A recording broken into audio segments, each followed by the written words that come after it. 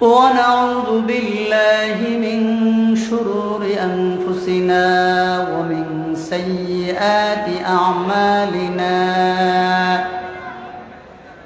من يهده الله فلا مضل له ومن يضلله فلا هادي له ونشهد أن لا إله إلا الله وحده لا شريك له ونشهد أن سيدنا ومولانا محمدا عبده ورسوله صلى الله تعالى عليه وعلى آله وصحبه وبارك وسلم تسليما كثيرا أما بعد فأعوذ بالله من الشيطان الرجيم بسم الله الرحمن الرحيم وإذا جاءتهم آية قالوا لن نؤمن حتى نؤتى مثل ما أوتي رسل الله الله أعلم حيث يجعل رسالته سيصيب الذين أجرموا صغار عند الله وعذاب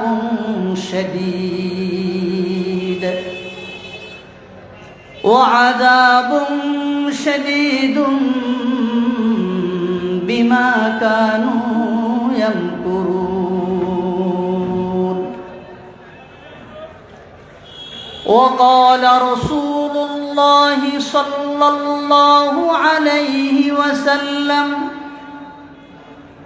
إن الشيطان يجري من الإنسان مجرى الدم وفي رواية أخرى إن الشيطان يبلغ من الإنسان مبلغ الدم أو كما قال عليه الصلاة والسلام صدق الله العظيم وصدق رسوله النبي الكريم ونحن على ذلك من الشاهدين والشاكرين والحمد لله رب العالمين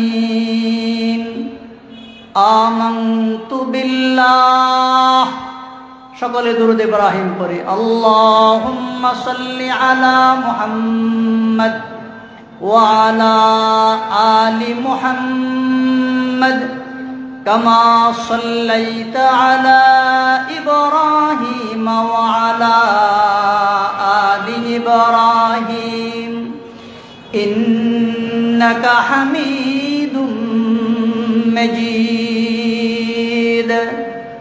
اللهم بارك على محمد وعلى آل محمد كما باركت على إبراهيم وعلى آل إبراهيم إنك حميد مجيد আজকের এই আন্তর্জাতিক ইসলামী মহাসম্মেলনের মহতারাম সভাপতি মঞ্চে আসবেন আওলাদে রসুল সৈয়দ ফয়সাল নদীম হাফিজাহুল্লাহ, দেগার উলামায়ে কেরাম, আমার সামনে উপস্থিত দিন দরদি, আমার পিতৃতুল্য, আমার ভাতৃতুল্য, আমার বাবারা, আমার ভাইয়েরা, পর্দার আড়ালে অপেক্ষমান আমার মুহতারামা মা ও বোনেরা, সর্বপ্রথম মহান রব্বুল ইজ্জত আল্লাহ জাল্লা জালালুহু ও আম্মা নওয়ালুহুর দরবারে অসংখ্য অগণিত শুকরিয়া জ্ঞাপন করছি, যিনি আমাদেরকে আজকের এই বরকতময় মাহফিলে আসার, বসার, শোনার তৌফিক দান করেছেন। এই জন্য সকলে আমাদের হৃদয়ের গহীন কোণ থেকে জোরে সরে বলি আলহামদুলিল্লাহ। অতঃপর দরুদ ও সালাম পেশ করছি মানবতার মুক্তির দূত মহানবী মুহাম্মদুর রাসূলুল্লাহ সাল্লাল্লাহু আলাইহি ওয়াসাল্লামের শানে, সাহাবা, তাবেঈন, তাবে তাবেঈন, আইম্মায়ে মুজতাহিদিন, উলামা, সুলাহা তথা তামাম পৃথিবীর সমস্ত মজলুম মুসলমান আল্লাহ রাব্বুল আলামিন সকলের প্রতি রহমত বর্ষণ করুন, বলুন আমিন। আমার ভাইয়েরা, আলোচনা হবে অল্প, কিন্তু খুবই গুরুত্বপূর্ণ আলোচনা করব। সময় সংক্ষিপ্ত, কারণ এরপরে আজকের প্রধান মেহমান, আমাদের সকলের মাথার মুকুট, আওলাদে রসুল সৈয়দ ফয়সাল নদীম হাফিজাহুল্লাহ, তিনি মঞ্চে আসবেন, কলিজা ঠান্ডা করা বয়ান করবেন। আমরা সকলে তার বয়ান শুনে তার হৃদয় নিংড়ানো মোনাজাত করে এই মাহফিল থেকে যাব, ঠিক কিনা? সকলে শেষ পর্যন্ত থাকবো তো ইনশাআল্লাহ? আল্লাহ কবুল করুন, বলুন আমিন। আমার ভাইয়েরা, আমি আপনাদেরকে জিজ্ঞাসা করতে চাই, বলুন তো এই আসমানের মালিক কে? এই জমিনের মালিক কে? আমাদের মালিক কে? জীবনদাতা কে? মৃত্যুদাতা কে? রিজিক দাতা কে? আমরা ভয় করব কাকে? প্রশংসা হবে কার? চিৎকার করে বলুন আলহামদুলিল্লাহ। আমার ভাইরা, আমি আপনাদের সম্মুখে পবিত্র কোরআনুল কারীমের সূরাতুল আনামের 124তম আয়াত তেলাওয়াত করেছি। আর আমাদের প্রিয় নবী মহানবী মুহাম্মদুর রাসূলুল্লাহ সাল্লাল্লাহু আলাইহি সাল্লামের অসংখ্য অগণিত হাদিস শরীফ থেকে ছোট্ট একটা হাদিসের টুকরা আমি উপস্থাপন করেছি। আয়াতে কারিমায় আল্লাহ বলছেন, আমি কোনো ভূমিকার দিকে যাচ্ছি না, সময় কম।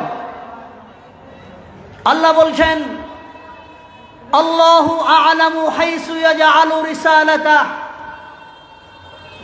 আল্লাহ রাব্বুল আলামিন ভালো জানেন কার মাথায় তিনি রিসালাতের মুকুট পরাবেন, কাকে নবী বানাবেন, কাকে রিসালাতের কুরসিতে বসাবেন। এইটা আল্লাহ রাব্বুল আলামিনই ভালো জানেন। আয়াতের শুরু থেকে যদি আমি বলি, তাহলে আয়াতের সারমর্ম দাঁড়াচ্ছে এই, আল্লাহ বলছেন, যখন তাদের কাছে আমার কোনো নিদর্শন, আমার কোনো আয়াত, আমার কোনো কুদরত এসে যায়, তারা এই নিদর্শন, এই আয়াত, এই কুদরতের প্রতি দ্বিধাহীন চিত্তে ঈমান আনার পরিবর্তে একটা অযৌক্তিক কন্ডিশন, শর্ত জুড়ে দেয়। তারা বলে, আমরা ঈমান আনতে পারি এক শর্তে, সেটি হলো এই, রাসূলদের নিকটে যেমন আল্লাহর পক্ষ থেকে ওহী আসে, জিবরাইল আমিন আসেন, আমাদের কাছেও অনুরূপ আল্লাহর পক্ষ থেকে ওহী আসতে হবে, জিবরাইল আমিন আসতে হবে। লান নুমিনা হাত্তা নুতা মিসলা মা উতিয়া রাসূলুল্লাহ।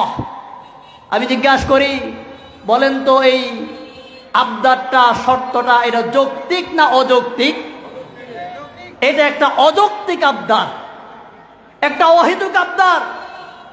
এই আবদার মূসা আলাইহিস সালামের যুগেও ফেরাউন এবং তার দলবল করেছিল যে মূসার কাছে কেন রিসালাত আসবে, মূসা কেন নবী হবেন, মূসার চেয়ে আমার মর্যাদা কম নাকি?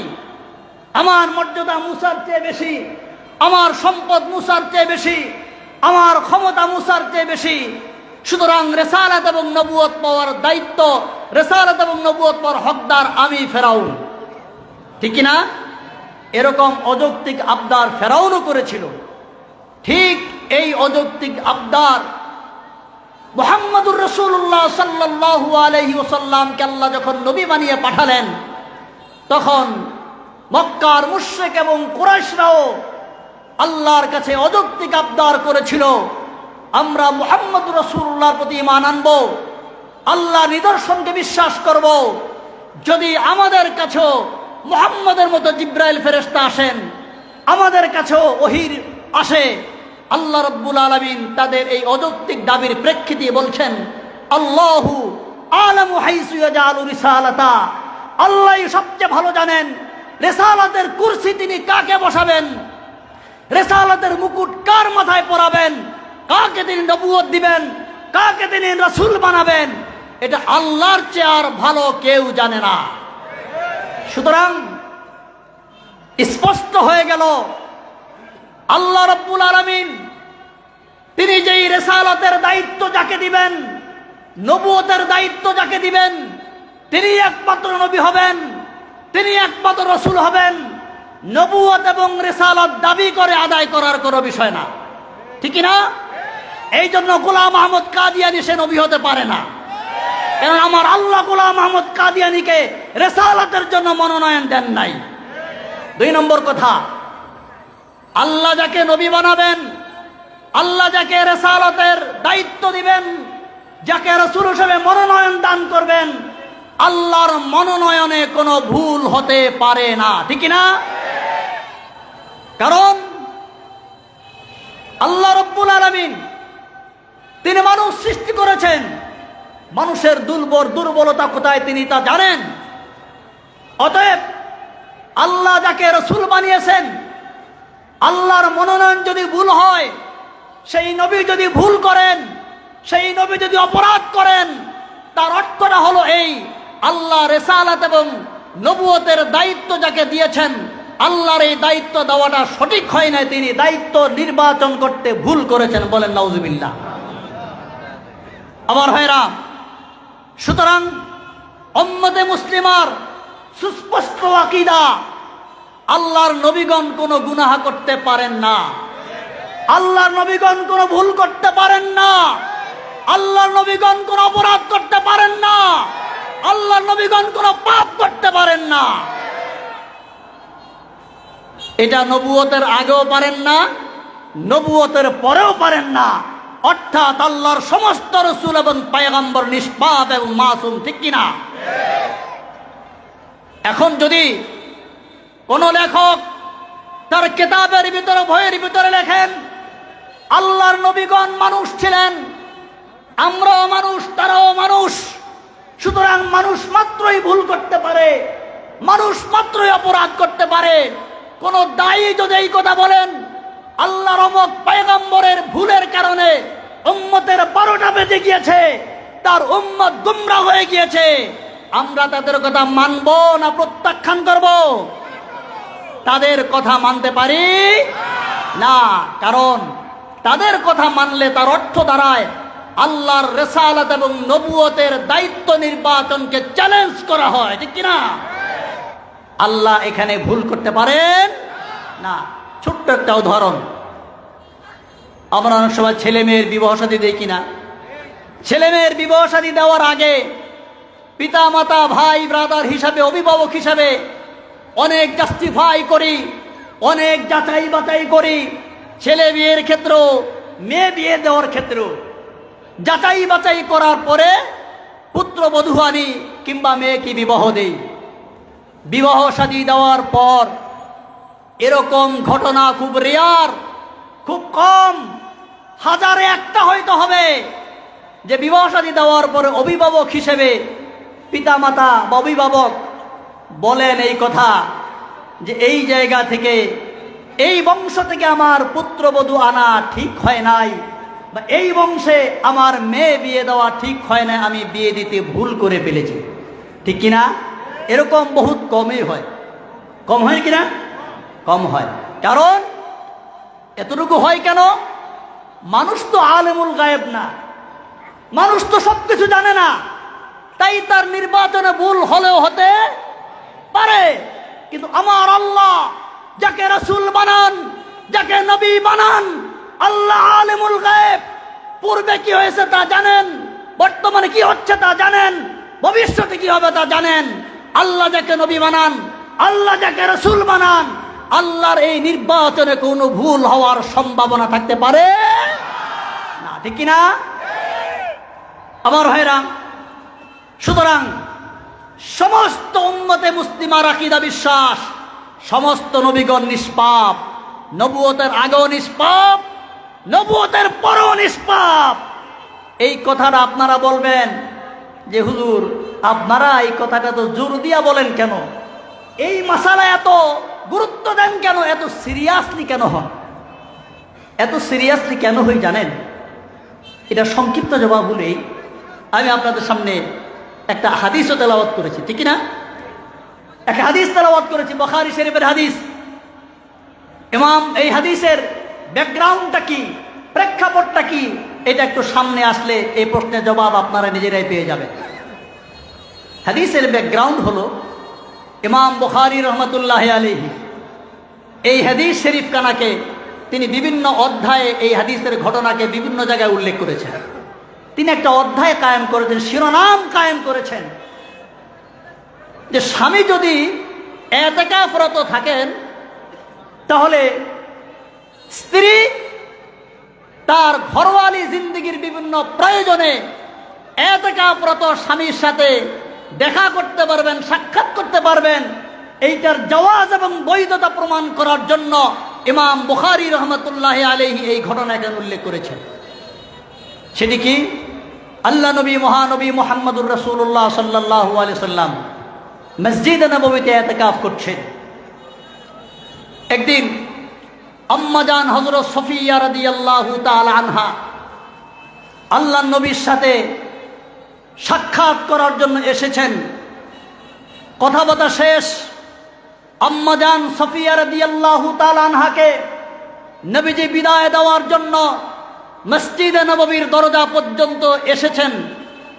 এসে দেখছেন দুইজন লোক নবীজির দিকে আসতেছেন, দুই সাহাবী, দুইজন পুরুষ। নবীজি চিন্তা করলেন এই দুইজন লোক আমার দিকে আসতেছে, কিন্তু হঠাৎ দেখলেন এই দুইটি লোক তাদের গন্তব্য পরিবর্তন করে অন্যদিকে ফিরে যাচ্ছে। নবীজি মনে মনে চিন্তা করলেন ঘটনা কি? মনে হচ্ছিল তারা আমার কাছে আসতেছে, আমাকে সফিয়ার সাথে কথা বলতে দেখে তারা তাদের গন্তব্য পরিবর্তন করলো, কারণটা কি? নবী করিম সাল্লাল্লাহু আলাইহি ওয়াসাল্লাম মনে মনে ভাবলেন যদি আমার সম্পর্কে এই দুই সাহাবীর মনের ভিতরে কোনো কুচিন্তা এসে থাকে, খারাপ ধারণা এসে থাকে, তাহলে তাদের ঈমানের 12টা বেজে যাবে। এই জন্য মুহাম্মদুর রাসূলুল্লাহ সাল্লাল্লাহু আলাইহি ওয়াসাল্লাম কোনো আকপিস চিন্তা না করে তাদেরকে ডাকলেন, এই তোমরা থামো, থামো। নবীজি ডাকলেন, দুই সাহাবী আবার নবীজির দিকে আসতেছেন। নবীজির সামনে আসতেই নবীজি বলেন, ইন্নাহা সফিয়া, আমার সাথে যেই নারীকে তোমরা কথা বলতে দেখছো ইনি অন্য কেউ নন, তিনি আমার বিবাহিত স্ত্রী সফিয়া উম্মাহাতুল মুমিনিন, তোমাদের জননী হযরত সফিয়া রাদিয়াল্লাহু তাআলা আনহা। ইমাম বুখারী হাদিস রওয়ায়াত করতে গিয়ে বলেন এই দুই সাহাবী যখন নবীর মুখে শুনলেন ইন্নাহা সফিয়া, তিনি তোমাদের জননী উম্মাহাতুল মুমিনিন হযরত সফিয়া রাদিয়াল্লাহু তাআলা আনহা, সাথে সাথে দুই সাহাবী একথা শোনার পর বলেন ফাকালা সুবহানাল্লাহ, সাহাবায়ে কেরাম দুইজন বলেন সুবহানাল্লাহ। এই কথার মর্ম হচ্ছে এই, হে রাসূল করিম সাল্লাল্লাহু আলাইহি ওয়াসাল্লাম, আমরা তো আপনার ব্যাপারে কোনো খারাপ ধারণা করি নাই, আমরা কোনো খারাপ চিন্তা করি নাই, সুতরাং এইভাবে আমাদের সামনে ব্যাখ্যা করার কোনো প্রয়োজন ছিল না।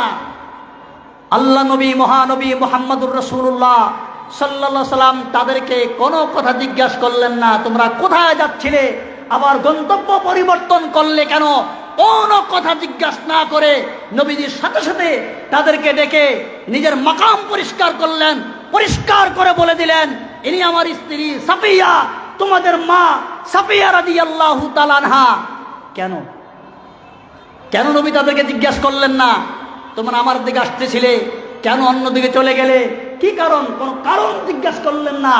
কারণ আল্লাহ নবী চিন্তা করেছেন, হে আমার সাহাবীরা, এত বড় কথা বলো না, এত বড় কথা বলার প্রয়োজন নাই।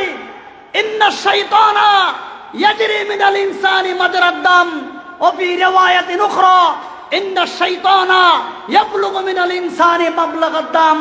শয়তান মানবতার চিরশত্রু, মানুষের রক্তের শিরায় উপশিরায় শয়তান বিরাজ করে, মানুষকে পথভ্রষ্ট করার চেষ্টা করে। আমার ধারণা হয়েছে, যদি তোমাদের অন্তরে ইন্নাল ইবলিস ইয়াকযিফু ফি কুলুবিকুমা শাইআন, তোমাদের অন্তরে শয়তান যদি কোনো কুমন্ত্রণা, কোনো ওয়াসওয়াসা দিয়ে দেয়, আর যদি তোমাদের অন্তরে আমার সম্পর্কে, আমার স্ত্রী সাফিয়া সম্পর্কে কোনো খারাপ ধারণা জন্ম নেয়, তোমাদের ঈমানের 12টা বেজে যাবে। বলেন তো নবীজির কি প্রয়োজনটা ছিল? তো নবীজির এই যে সাহাবায়ে কেরাম দুইজনকে ডেকে নিজের মাকাম পরিষ্কার করে ব্যাখ্যা করলেন, কেন? ঈমান অত্যন্ত সেনসিটিভ জিনিস, অত্যন্ত স্পর্শকাতর জিনিস। সামান্যতম যদি ঈমানের পরিপন্থী কোনো কথা দিলের ভিতরে এসে যায়, মানুষ বেঈমান হয়ে যাবে, ঈমান হারা হয়ে যাবে। এই জন্য নবী করিম সাল্লাম বিষয়টাকে এত গুরুত্ব দিয়েছেন।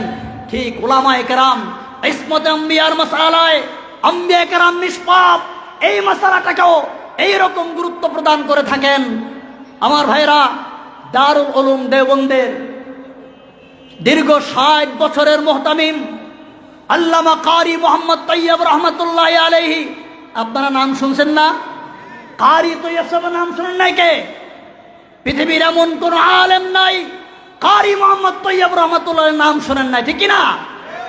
কারি তৈয়ব সাহেব রহমতুল্লাহ আলাইহি কিতাবের ভিতরে লিখেছেন, আম্বিয়া কেরামগণ, রাসূলগণ নিষ্পাপ, তারা কোনো গুনাহ করতে পারেন না, কোনো পাপ করতে পারেন না, কোনো মাসিয়ত করতে পারেন না। 3টা কারণে। কয়টা কারণে? 3 কারণে নবীরা কোনো গুনাহ করেন না, নিষ্পাপ, তারা গুনাহ করতে পারেন না। 1 নম্বর কারণ, আল্লাহ রাব্বুল আলামিন আম্বিয়া কেরামকে 24 ঘন্টা মনিটর করে থাকেন। 24 ঘন্টা আল্লাহ রাব্বুল আলামিন নবীদেরকে তত্ত্বাবধান করে থাকেন। এই জন্য নবীরা কোনো গুনাহ করতে পারেন না। কারণ নম্বর 2, সমস্ত মানুষকে আল্লাহ রাব্বুল আলামিন 4টা উপাদান দিয়ে সৃষ্টি করেছেন, আগুন, পানি, বাতাস, মাটি। কয়টা উপাদান দিয়ে সৃষ্টি করেছেন? সকলে বলুন, কয়টা উপাদান দিয়ে সৃষ্টি করেছেন? 4টা উপাদান দিয়ে সৃষ্টি করেছেন, আগুন, পানি, বাতাস, মাটি, ঠিক কিনা? এই 4 উপাদান দিয়ে আল্লাহ রাব্বুল আলামিন সমস্ত বনি আদম সৃষ্টি করেছেন। তার মধ্যে একটা উপাদান হলো মাটি। কারি মোহাম্মদ তৈয়ব সাহেব রহমতুল্লাহ আলাইহি লেখেন, নবীদের যে মাটির উপাদান, আম্বিয়া কেরাম আলাইহিস সালাতু ওয়াস সালামকে যে মাটি দিয়ে তৈরি করা হয়েছে, যে মাটির উপাদান তাদের দেহের ভিতরে রয়েছে, এটি কোনো সাধারণ মাটি না, জান্নাত থেকে নেওয়া মাটি দিয়ে আল্লাহ পাক সমস্ত নবীদেরকে পয়দা করেছেন।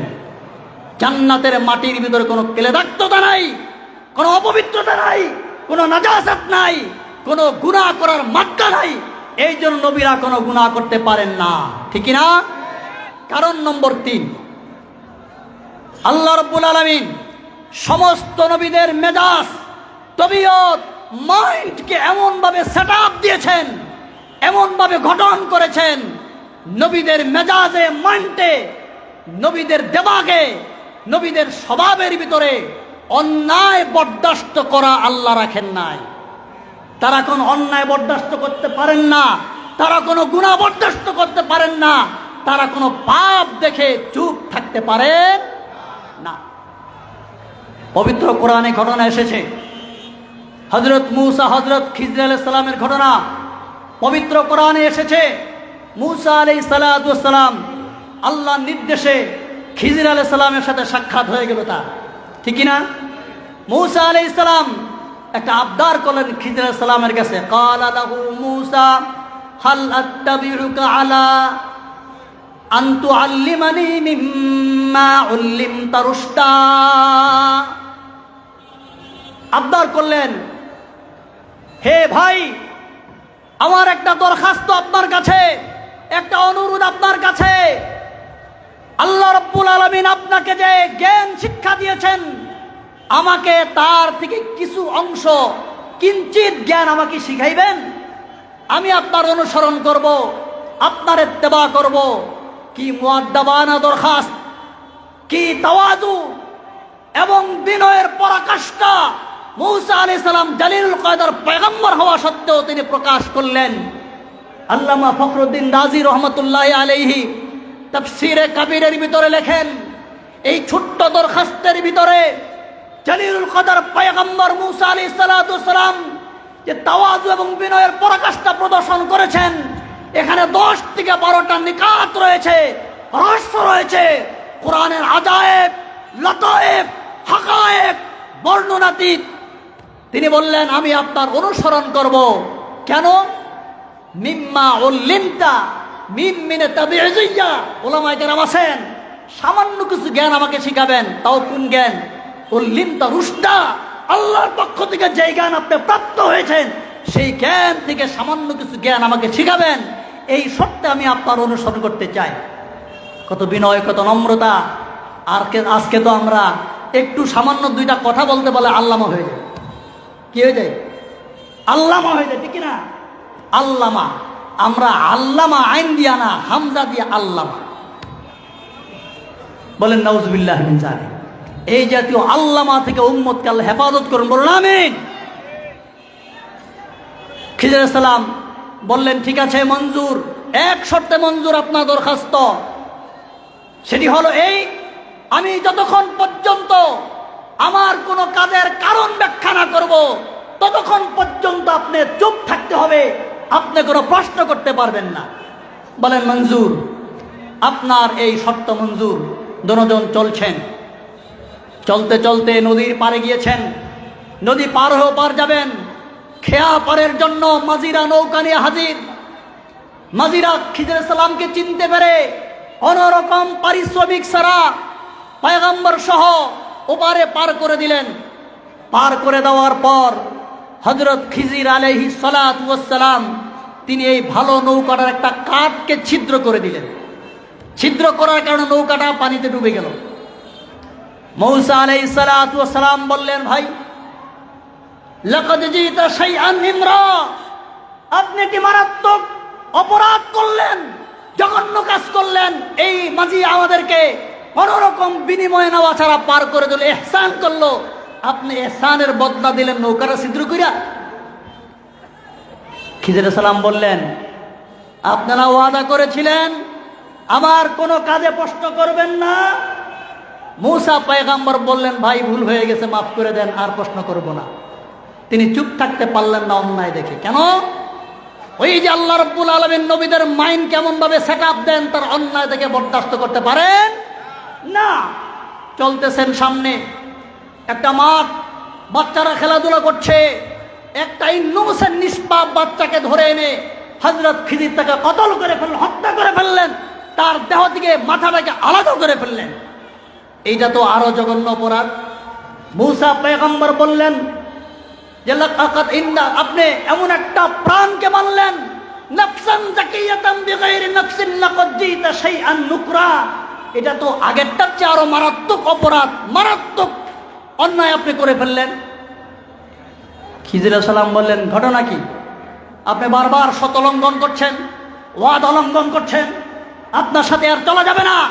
মূসা পয়গম্বর বললেন, ঠিক আছে, যান, আর আমি আপনাকে কোনো প্রশ্ন করব না। যদি প্রশ্ন করি, ফালা তুসাহিবনি, ক্বাদ বালাগতা মিন লাদুন্নি উযরা, তাহলে আমাকে আর আপনি আপনার সাথে রাখবেন না, আমার ওজরের দরজা শেষ। চলতেছেন, চলতে চলতে ক্ষুধা লেগে গিয়েছে দুজনের। একটা মহল্লা গ্রাম, গ্রামবাসীর কাছে আবদার জানাইলেন, আমরা দুইজন মুসাফির, আল্লাহর পথের মুসাফির, আমরা ক্ষুধার্ত, তোমরা আমাদের আপ্যায়নের ব্যবস্থা করো, সামান্য আপ্যায়ন করো, আমরা মুসাফির।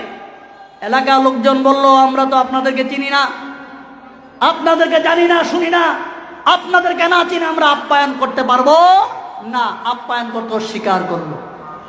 কিছু দূর যাওয়ার পরে দেখেন একটা দেয়াল, এই দেয়ালটা প্রায় পড়ে যাচ্ছে, পতনোন্মুখ হয়ে যাচ্ছে।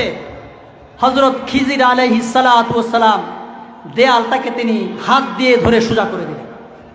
মূসা পয়গম্বর এবার রাগ হয়ে গেলেন। তিনি জালালি তবিয়তের পয়গম্বর ছিলেন। বলেন, এটা কি করলেন? আমরা আপ্যায়ন চাইলাম এই মহল্লাবাসীদের কাছে, তারা আমাদের কোনো আপ্যায়নের ব্যবস্থা করলো না। এটা তো একটা অপরচুনিটি, সুযোগ ছিল। আপনি দেয়ালটা সোজা করার বিনিময়ে পারিশ্রমিক নিতে পারতেন, তাহলে আমাদের সফরের পাতেও হয়ে যেত, আমাদের ক্ষুধার তাড়না মিটে যাইত। আপনি বিনা পারিশ্রমিক কাজটা করলেন, শেষ, আপনার ওজর শেষ।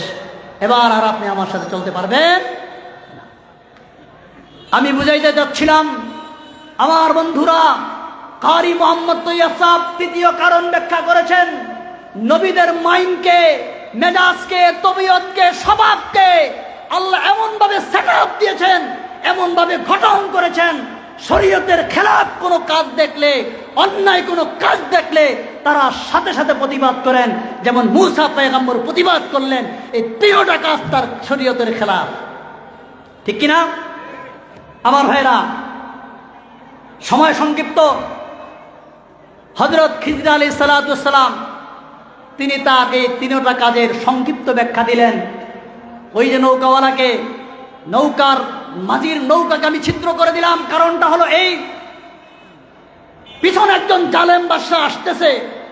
এই জালেম বাদশা ভালো নৌকা পেলে তার লোকজন এই নৌকাওয়ালার নৌকাকে ছিনতাই করে নিয়ে যায়। নৌকাওয়ালা গরিব মানুষ, প্রত্যেকদিন নৌকা চালনা করে তার জীবন জীবিকা নির্বাহ হয়।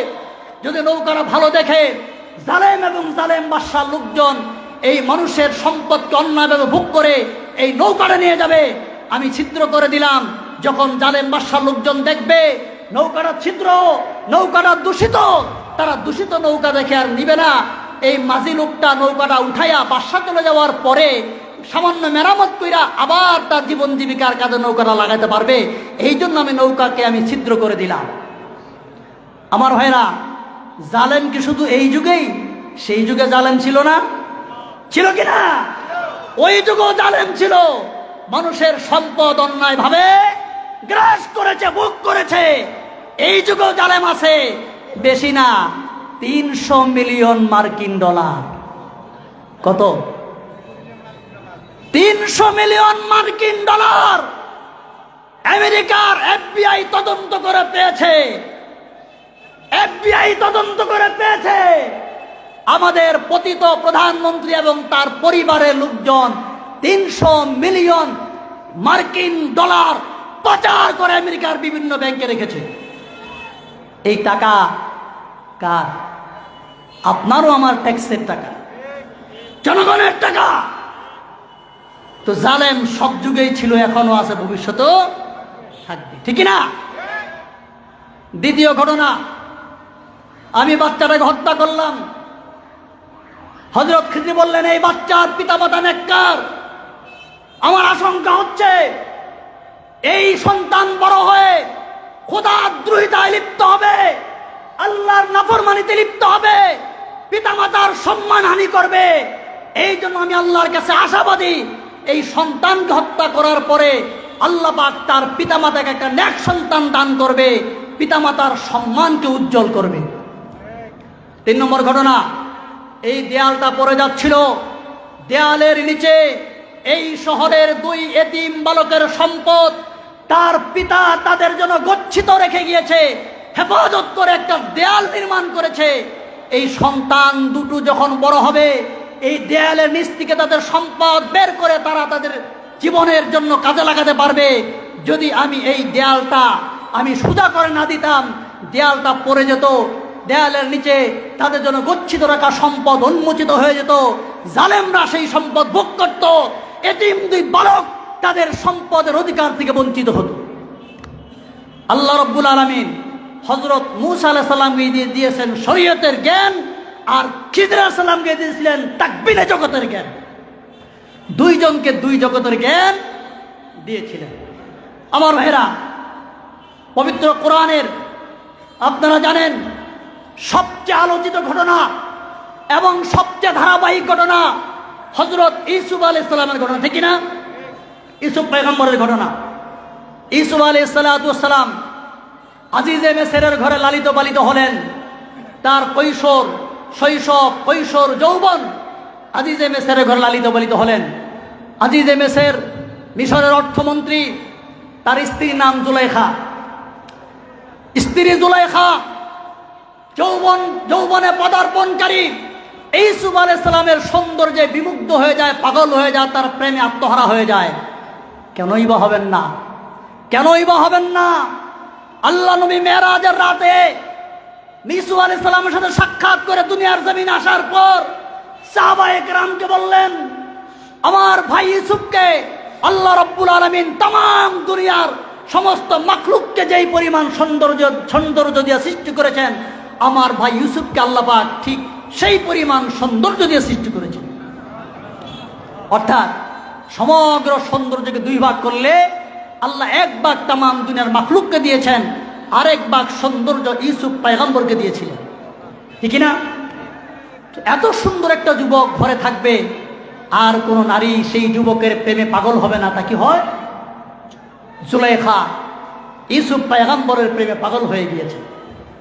একদিন ইউসুফ পয়গম্বরের সাথে, পৃথিবীর সর্বশেষ শ্রেষ্ঠ যুবক, সুন্দর এই যুবকের সাথে তার খায়সাত চরিতার্থ করার জন্য, মনোবাসনা পূর্ণ করার জন্য ইউসুফ পয়গম্বরকে তার অন্দরমহলে ডাক দিলেন। আর দারোয়ানদেরকে বললেন, প্রত্যেকটা রুমের দরজা তালাবদ্ধ করে দাও, সিলগালা করে দাও, বন্ধ করে দাও। ইউসুফ পয়গম্বর যখন ভিতরে আসলেন, জুলাইখা পজিশন নিয়ে বসা আছে। আজকে তার সৌন্দর্যে বিমুগ্ধ হয়ে তার মাধ্যমে খায়সাত চরিতার্থ করবেন, তার মাধ্যমে তার মনোবাসনা পূর্ণ করবেন। ইউসুফ পয়গম্বর হতবাক, পয়গম্বর হতবাক। জুলাইখা বলতেছেন, কালাত হাই তালাক, হে ইউসুফ, আমি তো তোমাকেই ডাকছি, তুমি এদিক সেদিক কি দেখছ? পয়গম্বর দেখলেন অবস্থা বেগতিক, তখনও তিনি পয়গম্বর হন নাই। তিনি দৌড় দিলেন তালাবদ্ধ দরজার দিকে। ইউসুফ জানতেন দরজা তালা মারা, কিন্তু ওনার মনোবাসনা হলো এই, আমার তো এখানে কিছুই করার নাই, আমার শুধু আছে চেষ্টা, আমার ইজ্জত হেফাজতের জন্য আমি চেষ্টা করব, আর আমার ইজ্জত হেফাজতের মালিক আমার আল্লাহ। বলেন, ইজ্জতের মালিক কে? আল্লাহ। ইউসুফ পয়গম্বর জানতেন, তিনি তালাবদ্ধ দরজার দিকে দৌড় দিলেন। তাফসীরের কিতাবে আসছে, দরজার কাছে যাওয়ার সাথে সাথেই আল্লাহ কুদরতি ব্যবস্থা করে দরজার তালা খুলে দিলেন। আবার আরেক দরজার দিকে চলে গেলেন, তালাবদ্ধ দরজা, আল্লাহ সেই দরজাও তালাবদ্ধ দরজা খুলে দিলেন। আর জুলাইখা পিছনে পিছনে দৌড়াচ্ছে, জামা ধরে টানছে, জামা ধরে টানছে, জামার পেছনের অংশ ছিঁড়ে গেল। এইভাবে প্রত্যেকটা তালাবদ্ধ আপনার ঘরের দরজার দিকে দৌড়াতে দৌড়াতে সমস্ত ঘরের দরজা খুলে গেল। সর্বশেষ বাড়ির প্রধান ফটক, বাড়ির প্রধান ফটক, বাড়ির প্রধান ফটকে যখন গেলেন, পিছনে জুলাইখা দৌড়াচ্ছে আর ইউসুফ সামনে দৌড়াচ্ছেন। সামনে আজিজে মিসর উপস্থিত, মিশরের অর্থমন্ত্রী। রাষ্ট্রীয় কার্যক্রম শেষ করে তিনি তার বাসভবনের দিকে রওনা। দরজায় এসে দেখলেন স্ত্রী পিছনে, আর সামনে সেই সুন্দর যুবক ইউসুফ। আমার ভাইরা, এই অবস্থা দেখে জুলাইখা নারী, জুলাইখা নারী 180 ডিগ্রি ঘুরে গেল। 180 ডিগ্রি ঘুরে গিয়া হঠাৎ বুদ্ধি পাকাইল, মাথায় বুদ্ধি আসলো। আজিজে মিসরকে দেখা মাত্রই বলতেছে, কালাত মান আরাদা বিআহলিকা সুআন ইল্লা আইয়ুসজানা আও আযাবুন আলীম। হে আজিজে মিসর, যেই বালকটা তোমার অনুপস্থিতিতে তোমার স্ত্রীর সাথে কুবাসনা চরিতার্থ করতে চায়, তার কি শাস্তি দিবা তুমি দাও। তাকে জেল দিবা না জুলুম দিবা না কি দিবা তুমি জানো, তবে তার শাস্তি হতেই হবে, তাকে শাস্তি দিতেই হবে। একেবারে 180 ডিগ্রি ঘুরে গেল, ঠিক না? ইউসুফ আলাইহিস সালাম চিন্তা করলেন এই মোমেন্টে চুপ থাকার অবকাশ নাই। এই মুহূর্তে চুপ থাকার অর্থ হইল নিজের উপরে অপবাদ মেনে নেওয়া। তাই তিনি আত্মপক্ষ সমর্থন করে বললেন, কালা হিয়া রাওয়াদাতনি, হে আজিজে মিসর, না না, আমি আপনার স্ত্রীর সাথে খায়সাত চরিতার্থ করতে চাই নাই। হিয়া রাওয়াদাতনি, আপনার স্ত্রী জুলাইখা আমাকে ফুসলিয়েছে, আমার কোনো অপরাধ নাই, আমার কোনো দোষ নাই। আজিজে মিসর তিনি অবাক হয়ে গেলেন, তিনি কিংকর্তব্য বিমূঢ় হয়ে গেলেন। স্ত্রী বলতেছেন এক কথা, আর যুবক ইউসুফ সম্পূর্ণ উল্টা কথা বলতেছেন। ফয়সালা কেমনে করবেন? আল্লাহ রাব্বুল আলামিন তার ভবিষ্যৎ পয়গম্বর ইউসুফ আলাইহিস সালাতু ওয়াস সালামকে হেফাজত করার জন্য, তার চরিত্রকে নির্দোষ প্রমাণ করার জন্য একজন বিজ্ঞ প্রাজ্ঞ অভিজ্ঞ বিচারকের আপনার আদালতে আল্লাহ রাব্বুল আলামিন একজন দুগ্ধ পুষ্য শিশুকে বসায় দিলেন। একজন দুগ্ধ পুষ্য শিশু মায়ের দুধ খায়, এখনো মায়ের কুলের দুধ খাইছে। সেই দুগ্ধ পুষ্য শিশুকে একজন অভিজ্ঞ প্রাজ্ঞ বিচারকের আদালতে তিনি দাঁড় করায় দিলেন। শিশু আইসা বলতেছেন, আল্লাহ পাক এই শিশুর জবান খুলে দিলেন, শিশুর জবান খুলে দিলেন। সময়ের অভাব, এইভাবে আল্লাহ রাব্বুল আলামিন আরো 3টা ঘটনায় দুগ্ধ পুষ্য শিশুর জবান খুলে দিয়েছিলেন, ঠিক না? জবান খুলে দিলেন। শিশু একজন প্রাজ্ঞ বিচারকের ন্যায় বলছেন, আজিজে মিসর, এত দলিল প্রমাণের গভীরে যাওয়ার কোনো প্রয়োজন নাই। ইউসুফের গায়ে যে জামাটা আছে, আপনি জামাটাকে জাস্টিফাই করুন, তদন্ত করুন, তাকিদ করুন, দেখুন জামাটার কোন দিক দিয়ে ফাড়া, সামনে না পিছনে। ইন কানা কামিসুহু কুদ্দা মিন কুবুলিন ফাসাদাকা হুয়া মিনাল কাযিবিন ওয়া ইন কানা কামিসুহু কুদ্দা মিন দুবুরিন ফাকাযাবা ওয়া হুয়া মিনাস সাদিকিন। যদি জামাটার পেছনে সামনের দিকে ফাড়া হয় তাহলে জুলাইখা সত্যবাদী, ইউসুফ মিথ্যাবাদী। আর যদি জামাটার পেছনে ফাড়া হয় তাহলে জুলাইখা মিথ্যাবাদী, ইউসুফ পয়গম্বর সত্যবাদী। রায়ের জন্য যথেষ্ট। আজিজে মিসর জামাটা হাতে নিয়ে দেখেন জামার পেছন দিকটা ফাড়া, তার আর বুঝতে বাকি রইল না। তিনি নির্দ্বিধায় বলে ফেললেন, কালা ইন্নাহু মিন কাইদিকুন্না ইন্না কাইদাকুন্না আযীম। এটা তো তোমারই চক্রান্ত হে ইউসুফ, হে জুলাইখা, এটা তোমার চক্রান্ত। ইউসুফ কোনো দোষ করে নাই। ইন্না কাইদাকুন্না আযীম, তোমরা নারীরা বড়ই চক্রান্তকারী, তোমাদের চক্রান্ত বড়ই ভয়াবহ, তোমাদের ছলনা বড়ই ভয়ঙ্কর, তোমাদের ছলনা বড়ই মারাত্মক। নারীর ছলনা বড়ই মারাত্মক, ঠিক কিনা? ইউসুফ পয়গম্বরকে, যিনি ভবিষ্যতে আল্লাহর পয়গম্বর হবেন, তাকে আল্লাহ রাব্বুল আলামিন যেইভাবে অন্দরমহলে জুলাইখার অন্দরমহলে হেফাজত করেছেন, তদ্রূপ ভাবে অন্দরমহলের বাইরে আল্লাহ রাব্বুল আলামিন একজন নাবালেগ বাচ্চাকে প্রাজ্ঞ বিচারক বানাইয়া আল্লাহর ভবিষ্যৎ পয়গম্বরের চরিত্রকে আল্লাহ রাব্বুল আলামিন নির্দোষ প্রমাণ করে দিলেন, ঠিক কিনা? কেন? বিষয়টা অত্যন্ত সেন্সিটিভ, অত্যন্ত মারাত্মক। যে কারণে আজিজে মিসরে বলে ফেললেন, এটা তোমাদের চক্রান্ত, তোমাদের ছলনা।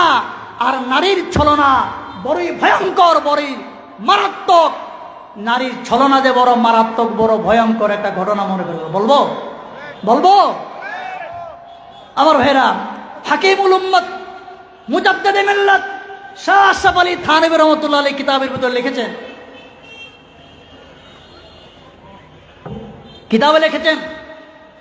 কলকাতার ঘটনা। একজন মহিলা বাচ্চা কুলে গরুর গাড়িতে উঠেছে।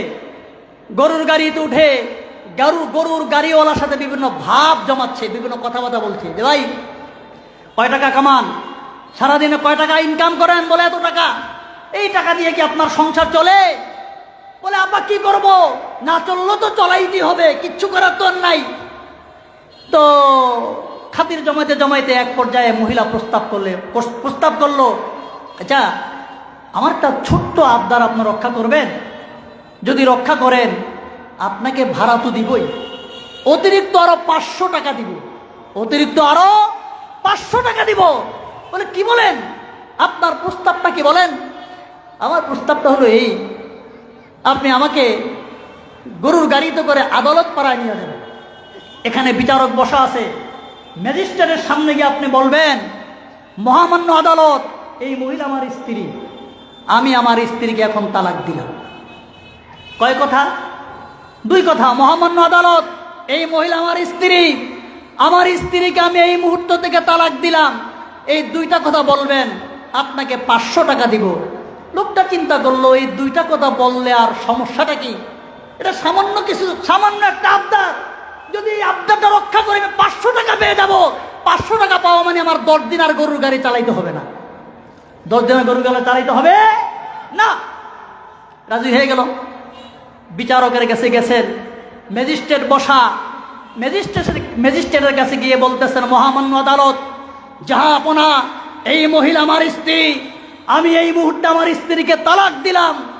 মহামান্য আদালত তিনি রেজিস্ট্রি করে লিখে ফেললেন যে এই লোক, সে তার স্ত্রীকে তালাক দিয়েছে, টাকা তো আগেই এই লোকটা নিয়ে গেছে, ঠিকই না? টাকা তো আগে নিয়ে গেছে। এই 2 কথা বলে আদালত থেকে বেরিয়ে আসতেছে। অমনিতে মহিলা গর্জে ওঠে, বলে, মহামান্য আদালত, আমার মোহরের কি হবে?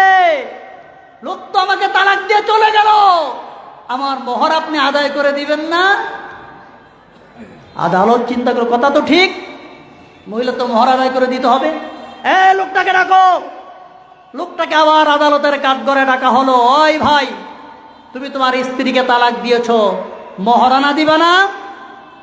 বলে, মহামান্য আদালত, সে তো আমার স্ত্রীই না। আদালত বলে, কি বলে রে, এই মাত্র তুমি তাকে তালাক দিলা, তুমি না বললা তোমার স্ত্রী, তোমার স্ত্রীকে তুমি তালাক দিলা, এখনই বলতেছো সে তোমার স্ত্রী না। এই লোকটা বিভিন্ন রকম কসম, যত ধরনের আপনার হলফ হইতে পারো, শপথ হইতে পারো, সমস্ত কসম খায়া ম্যাজিস্ট্রেটকে বোঝানোর চেষ্টা করছে যে মহামান্য আদালতে আমার স্ত্রীই না। আদালত পড়ে গেল বিপাকে। আরে কি বলে রে, লোকটা পাগল হয়ে গেছে নাকি? মাত্র সে আমার সামনে বলল সে তার স্ত্রীকে তালাক দিল, এখন বলতেছে, লোকটা বলতেছে সে তাকে বিয়েই করে না, সে তার স্ত্রী না। পাগলে কিনা খায়, ছাগলে কিনা খায়, পাগলে কিনা বলে। মহিলাকে বলতেছেন, আদালত, এই বলেন আপনার মহারানা কত? মহিলা বললে, মহামান্য আদালত, আমার মহারানা 30,000। কত? 30,000। মহিলা বিনিয়োগ করেছে 500 টাকা। কত টাকা? 500 টাকা ইনভেস্ট করেছে, বিনিময়ে সে পাইল কত? 30,000। আদালত লিখে ফেলল যে এই মহিলার 30,000 টাকা মহারানা পরিশোধ করতে হবে। এই হলো নারীর ছলনা, এই হলো নারীর ছলনা। হযরত আজিজে মিসর এই কথাই বললেন, ইন্না কাইদাকুন্না আযীম, নারীর ছলনা বড়ই মারাত্মক, বড়ই ভয়ঙ্কর। মুহতারাম হাজিরিন, রাগ করবেন না, একটা কথা বলবো, রাগ করবেন না তো? দীর্ঘ 15 বছর আমরা এরকম একজন আয়রন লেডির ছলনাময়ী নারীর ছলনা দেখলাম, ছলনাময়ী নারীর ছলনা দেখলাম, কত ছলনাময়ী বক্তব্য শুনলাম, কত ছলনাময়ী উন্নয়ন দেখলাম। সর্বশেষে সকল ছলনা করে, মানুষ হত্যা করে সে ভারতে গিয়া পালাইল, ঠিক কিনা? আমরা বলতে চাই, বাংলার জনগণ আর কোন এই ছলনাময়ী নারীর ছলনা দেখতে চায় না, চায় না, চায় না। কোন ছলনাকারী বাংলার জমিন আর ফিরত আসতে পারবে না, পারবে না, পারবে না ইনশাআল্লাহ। আমার ভাইরা, বলতেছিলাম, আম্বিয়া কেরাম আলাইহিমুস সালাতু ওয়াস সালামকে আল্লাহ রাব্বুল আলামিন এইভাবে নিষ্পাপ করে দুনিয়ায় পাঠিয়েছেন। নবুয়তের আগেও তারা গুনাহ করতে পারেন না, নবুয়তের পরেও তারা গুনাহ করেন নাই, তারা আপাদমস্তক নিষ্পাপ, ঠিক কিনা? আল্লাহ রাব্বুল আলামিন তার ভবিষ্যৎ পয়গম্বর ঈসা আলাইহিস সালামকে যেমন অন্ধকার কুঠুরিতে নিরাপত্তা দিয়েছেন, ঠিক তদ্রূপভাবে কুঠুরির বাহিরেও তিনি নিরাপত্তা দিয়েছেন। আমাদের নবী মহানবী মুহাম্মদুর রাসূলুল্লাহ সাল্লাল্লাহু আলাইহি ওয়াসাল্লাম, ওনার বয়স মাত্র 14 বছর। কত বছর? কত বছর? জোরে বলেন, কত বছর? মাত্র 14 বছর। নবী করিম সাল্লাল্লাহু আলাইহি সাল্লাম বন্ধুদের সাথে রাতের বেলা একটা বিবাহ বাড়ির অনুষ্ঠানে গেলেন। বন্ধুদের আপনার সাথে ওই বিবাহ বাড়ির অনুষ্ঠানে গেলেন। আগের দিনে, এখনো তো বাংলাদেশ হয়, রাতের বেলা বিবাহ বাড়িতে নানান রকম অনুষ্ঠান হয়, নানান রকম গান বাজনা হয়। হয় কি হয় না? হয় কি হয় না? এটা আগেও হইতো, আগেও এর আওয়াজ ছিল। তো 14 বছর বয়সে বন্ধুদের পাল্লায় পড়ে এইরকম এক বিবাহ বাড়িতে গেলেন। তো গিয়ে দেখেন সেখানে গান বাজনা নাচ শুরু হবে। গান বাজনা শুরু হবে। যেই গান বাজনা শুরু হইল, শুরু হওয়া মাত্রই আল্লাহ রাব্বুল আলামিন আমার নবী মহানবী মুহাম্মদুর রাসূলুল্লাহর চোখে দুনিয়ার এবং রাজ্যের ঘুম দিয়া দিলেন। নবীজি ঘুমায় পড়লেন। সকাল পর্যন্ত নবীর ঘুম ভাঙল না। গান বাজনা শেষ, নবীর ঘুম ভাঙছে। নবীজির ঘুম কেন? আল্লাহ রাব্বুল আলামিন ভবিষ্যৎ পয়গম্বর যিনি হবেন, সর্বশ্রেষ্ঠ রাসূল যিনি হবেন, যিনি দুনিয়ায় নবুয়ত প্রাপ্তির পরে ঘোষণা করবেন, আল গিনা রুকিয়াতুজ জিনা, গান বাজনা হলো আপনার জিনা ব্যভিচারের বাদ্যযন্ত্র, জিনা ব্যভিচারের মন্ত্র। যেই নবী নবুয়ত প্রাপ্তির পরে এই ঘোষণা করবেন, সেই নবী কি 14 বছর বয়সে গান বাজনার অনুষ্ঠানে থাকতে পারেন? শুনতে পারেন? পারেন না। আল্লাহ তার কুদরতি ব্যবস্থা পান নবীজিকে গান বাজনা শোনা থেকে হেফাজত করেন। বলেন সুবহানাল্লাহ। নবীর বয়স যখন 25 বছর। কত বছর? আগের ঘটনা কত বছর বয়সে? কত বছর বয়সে? 14 বছর বয়সে। এবার নবীর বয়স যখন 25 বছর, মক্কাতুল মুকাররমায় বিরাট ঝড় তুফান হয়েছে, বৃষ্টি হয়েছে, সাইলাব হয়েছে। এই ঝড় তুফান সাইলাবের কারণে কাবা শরীফের আপনার আস্তর খসে খসে সব পড়ে গিয়েছে। কাবার দেয়াল ভেঙে গেছে, আস্তর খসে পড়ে গিয়েছে। মক্কার সরদাররা সিদ্ধান্ত নিল কাবা শরীফকে পুনরায় নির্মাণ করবে। পুনরায় নির্মাণ করবেন। তবে তারা 2টা জিনিসের এলান করলো, ঘোষণা করলো। প্রথম ঘোষণা হলো এই কাবার পুনর্নির্মাণে প্রত্যেকেই হালাল উপার্জন থেকে দান করবে। কোন হারাম উপার্জন নন অ্যাকসেপ্টেবল, গ্রহণযোগ্য না, হালাল পয়সা দান করতে হবে। প্রথম ঘোষণা। এটা বড় ভালো ঘোষণা, ঠিক না? বড় সুন্দর সিদ্ধান্ত, বুদ্ধিয়ানা এবং বিবেক প্রসূত সিদ্ধান্ত। দ্বিতীয় ঘোষণা দিল, কাবার নির্মাণ করতে গিয়ে কেউ তাদের গায়ে কোনো পোশাক রাখতে পারবে না। অর্থাৎ উলঙ্গ হয়ে কাবা ঘরের নির্মাণে অংশগ্রহণ করতে হবে।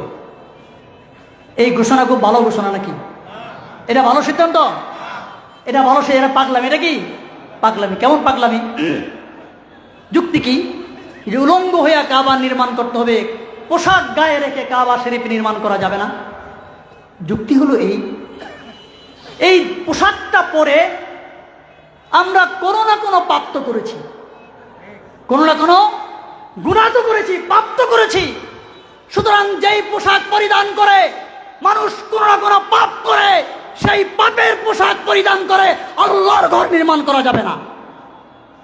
কত বড় বেয়াকুফ, কত বড় গর্দভ! যেই দেহ নিয়ে পাপ করলো ওই দেহর কোনো দোষ নাই। যেই দেহ নিয়ে পাপ করেছে এই দেহের কোনো দোষ নাই। যে পোশাকটা গায়ে দিয়া পাপ করেছে, যত দোষ এই পোশাকের হয়ে গেল। এটা পাগলামি না? পাগলামি কিনা? তো যাই হোক, সিদ্ধান্ত তো সিদ্ধান্তই। এই সিদ্ধান্ত সকলকে মানতে হবে। মুহাম্মদুর রাসূলুল্লাহ যিনি ভবিষ্যৎ পয়গম্বর, 25 বছর বয়সে কাবা ঘরের নির্মাণে তিনি অংশগ্রহণ করলেন। সমস্ত মুরব্বীরা উলঙ্গ, সমস্ত সরদার নেতারা উলঙ্গ, তাদের গায়ে কোনো পোশাক নাই। একমাত্র মুহাম্মদ রাসূলুল্লাহর গায়ে এবং পরনে পোশাক। মুরব্বীরা চাপ দিল, এই যুবক, এ মুহাম্মদ, তোমাকে পোশাক খুলতে হবে। মুরব্বীদের পিড়াপিড়ি চাপাচাপি না খুলে তো উপায় নাই। না খুলে উপায় আছে? উপায় আছে কোনো? সিদ্ধান্ত তো সিদ্ধান্ত মানতে হবে সবাইকে। সুতরাং সিদ্ধান্ত এখন মানতেই হবে, মুহাম্মদ রাসূলুল্লাহর পোশাক খুলতেই হবে। মুরব্বীদের পিড়াপিড়ি কিচ্ছু করার নাই। আল্লাহর ভবিষ্যৎ পয়গম্বর যখন পোশাক খোলার নিয়ত করে নাভিতে হাত রাখলেন, হাত রাখার সাথে সাথে আল্লাহ রাব্বুল আলামিন আল্লাহর পয়গম্বর মুহাম্মদকে বেহুশ করে দিলেন। পয়গম্বর বেহুশ হয়ে গেল। ভবিষ্যৎ পয়গম্বর বেহুশ হয়ে মাটিতে লুটায় পড়লেন। মুরব্বীরা বলতেছে, এই এর নিয়ে আর বাড়াবাড়ি ধরাধরি করো না, একে এই অবস্থায় রেখে দাও, এই অবস্থায় রাইখা দাও। যুবকটা বেহুশ হয়ে গেছে, অতএব তার পোশাক আর খোলার প্রয়োজন নাই।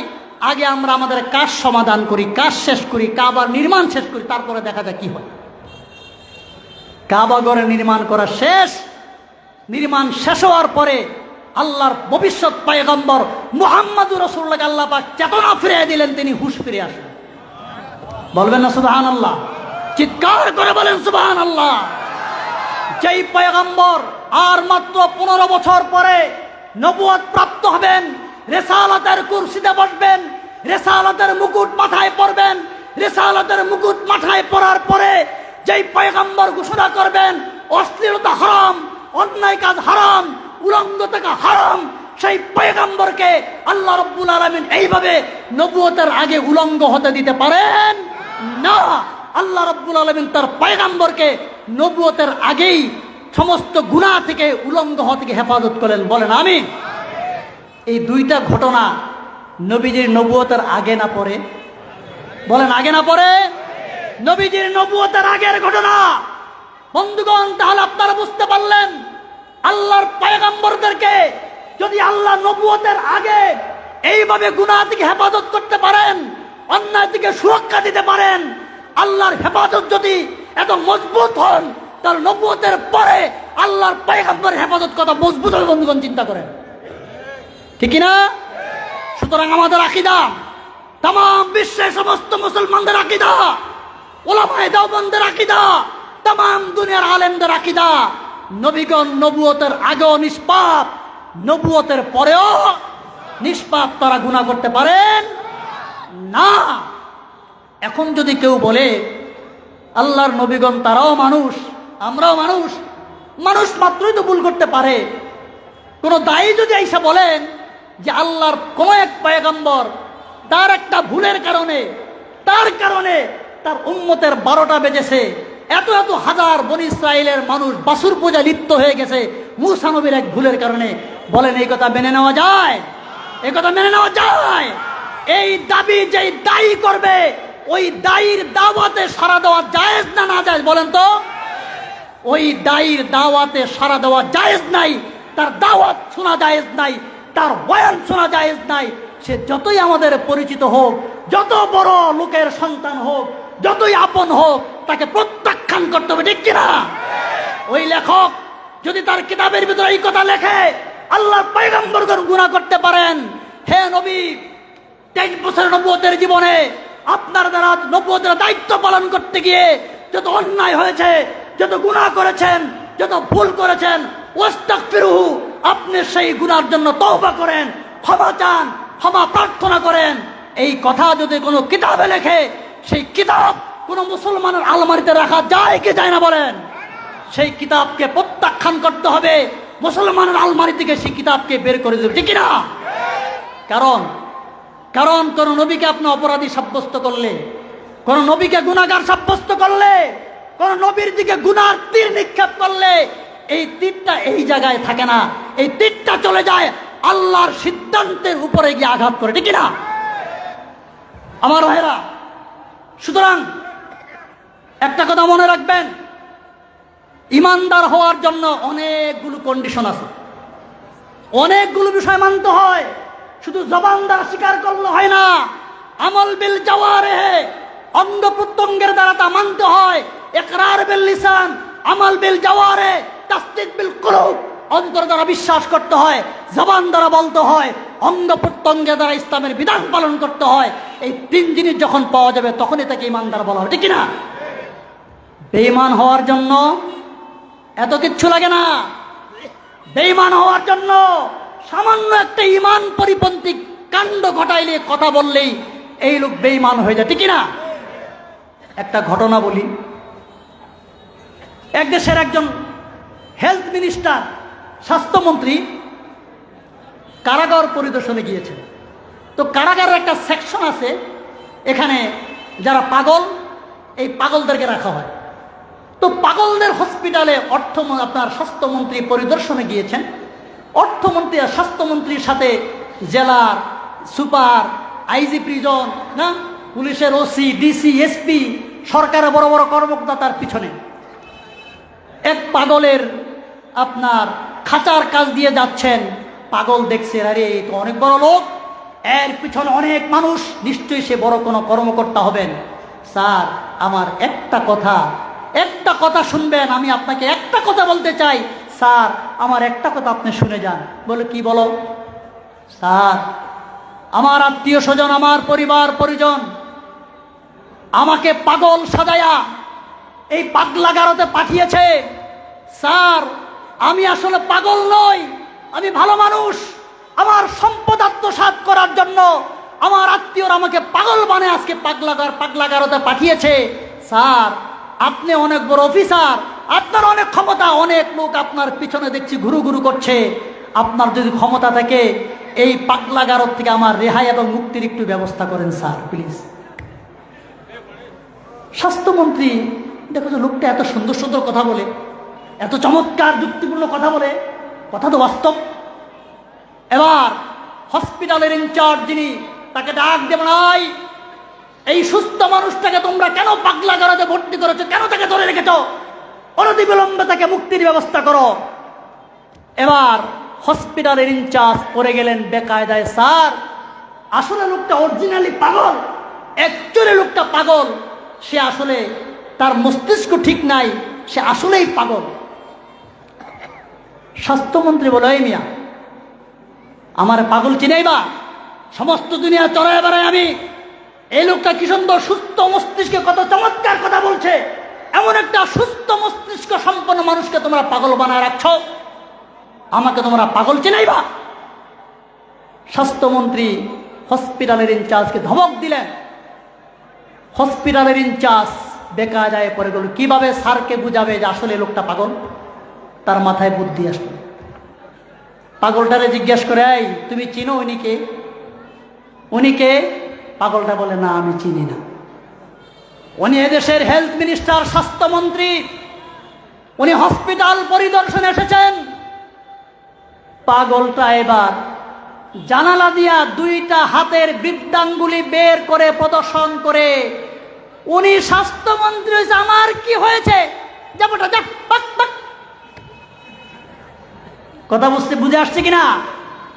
অর্থমন্ত্রী, আরে স্বাস্থ্যমন্ত্রী যখন এই পাগলের এই বৃদ্ধাঙ্গুলি প্রদর্শন করা দেখলো, তার বুঝে আইসা গেছে সত্যিই লোকটা পাগল। চিন্তা করেন তো, কিছুক্ষণ আগে এই স্বাস্থ্যমন্ত্রী হসপিটালের ইনচার্জের সাথে সে তর্ক করতেছে, এই ভালো লোকটাকে কেন ধরিয়ে আসছে। অর্থাৎ স্বাস্থ্যমন্ত্রীর দিলের ভিতরে একটা কথা বসে গেছে, বিশ্বাস জন্মে গিয়েছে লোকটা সুস্থ, লোকটা ভালো। এই সুস্থ লোকটাকে কেন তোমরা পাগল সাজায় পাগলাগারতে নিয়ে আসো, তাকে মুক্তির ব্যবস্থা করো।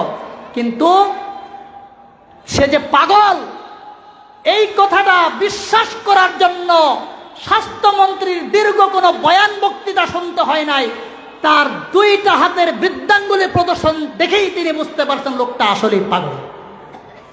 কথাটা বুঝে আসছে কিনা? তো ইমানদার হওয়ার জন্য অনেক কিছু লাগে, বেঈমান হওয়ার জন্য অনেক কিছু লাগে না। ইমানের পরিপন্থী কোন একটা কথা যদি কেউ বলে ফেলে, সে বেঈমান হয়ে যায়, ঠিক কিনা? আমার ভাইরা, এই জন্য আমাদের সুস্পষ্ট বক্তব্য, ওলামায়ে দেওবন্দের সুস্পষ্ট বক্তব্য, আম্বিয়া কেরাম আলাইহিমুস সালাতু ওয়াস সালাম নবুয়তের আগেও নিষ্পাপ ছিলেন, নবুয়তের পরও নিষ্পাপ। তারা কোনো গুনাহ করতে পারেন না, তারা কোনো অপরাধ করতে পারেন না, তারা কোনো মাসিয়াত করতে পারেন না।